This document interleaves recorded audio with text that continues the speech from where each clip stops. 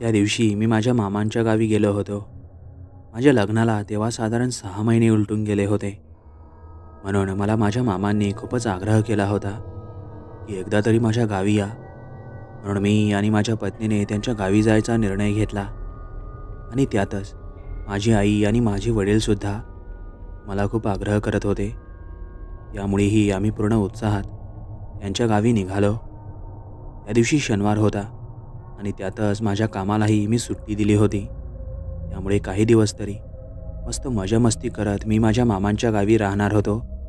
मामांचे गाव तसे खेडेगाव, त्यामुळे तिकडचे मोकळे वातावरण आणि मोठमोठ्या अफाट शेत्या या मन मोहून टाकत होत्या. म्हणून आम्ही दोघे आता आमच्या पूर्ण आनंदात आईवडिलांच्या कानावर टाकून माझ्या मामांच्या गावी निघालो होतो. माझ्या मामांच्या गावी जायला आम्हाला साधारण 5 ते 6 तास तरी लागणार होते.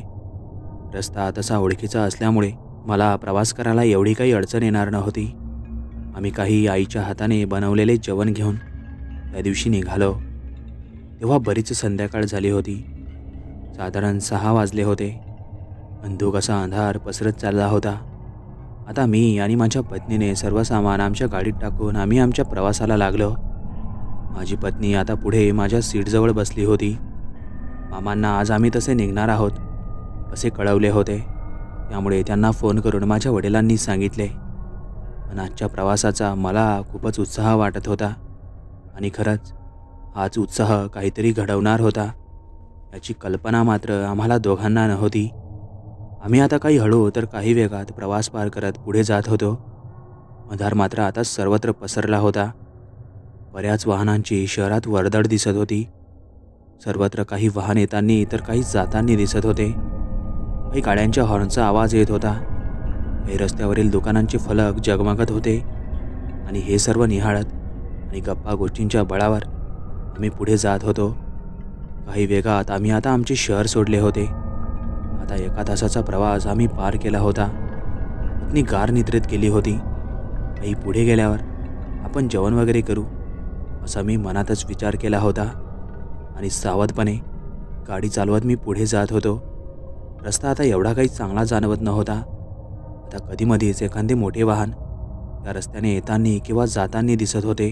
आता मात्र खडतर रस्त्यावर फक्त माझ्या गाडींचा आवाज आणि त्या लाईटाचा प्रकाश चमकत होता.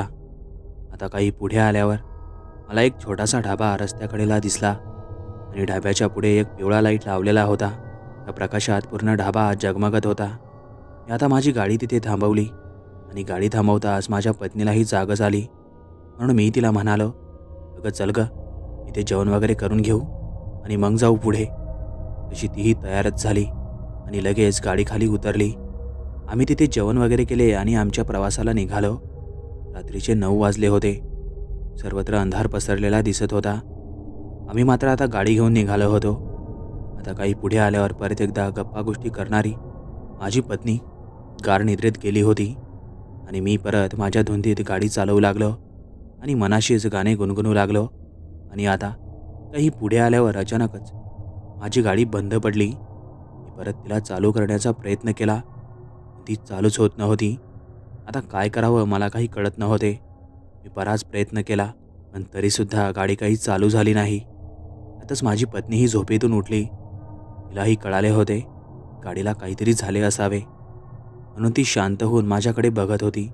त्यातच मी आता त्या काळ्याकुट्ट अंधारात त्या गाडीखाली उतरलो आणि मला जे जमेल त्या प्रयत्नाने मी गाडी चालू करण्याचा प्रयत्न करू लागलो. पण खूप प्रयत्नानंतरही माझी गाडी चालू होत नव्हती. आता मी आणि माझी पत्नी खूपच व्याकुळ झाली होती. त्यातच भयावह अंधार सर्वत्र पसरलेला होता आणि आम्ही आता त्या निर्मनुष्य रस्त्यावर थांबलो होतो. पुढे एखादे गॅरेज असेल का नसेल याची पण शाश्वती नव्हती. आम्ही दोघेही आमच्या मोबाईलची टॉर्च चालू करून एखादी मदतीसाठी रस्त्याने वाहन येते का ते बघत होतो. पण रस्त्याने काही वेळ एकही वाहन येताना किंवा जाताना दिसत नव्हते. पण माझी गाडी अशी कधीच बंद पडली नव्हती. सर्वच व्यवस्थित असताना ही गाडी तिथे बंद पडली होती. मला काही समजत नव्हते. पत्नी तर खूपच व्याकुळ झाली होती. त्यातच ही रात्र आणि त्या रातकिड्यांचा आवाज कानी किर करत होता. त्यातच काहीतरी वाहन येत असण्याचा आवाज आम्हा दोघांच्याही कानी आला आणि आम्ही आतुरतेने रस्त्यावर वाट बघू लागलो. तर आम्हाला दुरूनच असे जाणवत होते की ती येणारी एखादी मोटरसायकल असावी. आता आम्ही हाती असलेल्या मोबाईलचा टॉर्च कडे दाखवत होतो त्याला मोटरसायकल थांबवण्याचा प्रयत्न करत होतो आणि आता काही वेळातच ती मोटरसायकल आम्हा दोघांच्या जवळ येऊन थांबली. त्यावर मोटरसायकल ड्रायव्हर सोडून एक स्त्री बसलेली होती. कदाचित ही स्त्री त्याची पत्नी असावी. ते दोघे तिथे गाडी घेऊन थांबताच मी त्यांना आमची गाडी बंद पडली आहे, तुम्ही आम्हाला काही मदत करू शकता का असे विचारले. त्यावर तो पुरुष सहानुभूती दाखवत मला म्हणाला, दादा, पुढे एक गॅरेज आहे, तिथे तो मेकॅनिक नेहमी असतो, तो येऊ शकतो इथपर्यंत. माझ्या पत्नीला इथे तुमच्या पत्नीसोबत ठेवा, आपण दोघे जाऊ आणि घेऊन येऊ त्याला. असा त्याच्या पत्नीनेही त्याला होकारच दिला आणि आता तसे केल्याशिवाय मलाही काही पर्यायच नव्हता. त्याची पत्नीही जरा धाडसी स्वभावाची वाटत होती, म्हणून या अंधाराची तिच्या मनात थोडीही भीती जाणवत नव्हती. त्यातच मी आता त्यांच्या त्या मोटरसायकलवर बसलो आणि आम्ही तिथून निघालो. कदाचित माझी पत्नी आणि ते प्रवासी स्त्री आमच्या गाडीत जाऊन निवांत बसली असावी अशी आशा आम्हा दोघांनाही वाटत होती. तो मोटरसायकलवाला व्यक्ती खूपच मनमिळावू स्वभावाचा वाटत होता, कारण एवढ्या रात्री तो आम्हा दोघांसाठी एवढे काही करत होता. आता त्याने पूर्ण त्याचा परिचय दिला आणि मीही त्याला माझा परिचय दिला. आता आम्ही काही भरगाव वेगात तिथे त्या गॅरेजवर जाऊन पोहोचलो. गॅरेज तसे बंदच होते, पण कदाचित गॅरेजवाला तिथेच राहत होता आणि हे त्या मोटरसायकल ड्रायव्हरला माहीत होते, म्हणून तो मोटरसायकलवाला ड्रायव्हर जोरजोरात त्याचा दुकानाचा लोखंडी दरवाजा वाजवू लागला आणि काही वेळातच आतून तो दरवाजा उघडून तो गॅरेजवाला बाहेर आला. तो मध्यम वयाचा मेकॅनिक वाटत होता. त्याला आम्ही सांगितले की आमची गाडी रस्त्यात बंद पडली आहे, तुम्हाला यावे लागेल आमच्यासोबत. एवढं ऐकून तसा तोही त्याचे सर्व सामान घेऊन तयार झाला आणि काही वेळातच त्याचे आवरून तो आमच्यासोबत आला. आता आम्ही परत एकदा तिकडे जायला निघालो आणि आता काही वेळाचा प्रवास पार करून आम्ही त्या आमच्या गाडीपर्यंत येऊन पोहोचलो. असा तो मेकॅनिक त्याची बॅटरी घेऊन त्याच्या कामाला लागला. पण आम्हाला दोघांना माझी पत्नी आणि त्या मोटरसायकलवाल्याची पत्नी त्या गाडीतच काय ते कुठेच बसलेली दिसत नव्हती. या दोन्ही कुठं गेल्या असाव्या आम्हाला काही कळत नव्हते. मी तिला फोन केला, पण ती फोनही उचलत नव्हती. आम्ही दोघेही आता चांगलेच घाबरलो होतो. पण त्या मेकॅनिकला आम्ही ती गाडी सुधारायला सांगितली होती, तो त्याचे काम करत होता. पण आम्ही दोघे मात्र चांगलेच घाबरून गेलो होतो.